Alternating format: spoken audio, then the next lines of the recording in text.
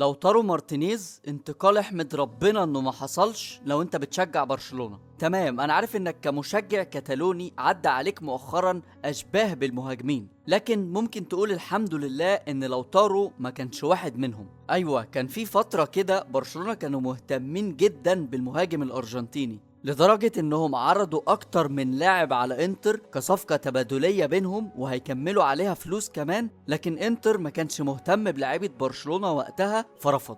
ده غير ان وقتها البارسا كان بدأ يقع في مشاكل مالية، فمارتينيز حس ان فرصة برشلونة بتبعد قوي فجدد مع الانتر. بعدها طلع بنفسه وصرح ان فعلا المفاوضات كانت موجودة، لكنه قال لكونتي انه حابب يكمل مع الانتر وان كل الكلام ده مش هيأثر على مستواه. يعني طبعا كلنا عارفين مستوى لوتارو عامل ازاي دلوقتي. تمام، هو ممكن يحط كرة حلوة قوي، لكن محدش يقدر ينكر انه بيضيع حتى لو الجول فاضي وكاس العالم يشهد.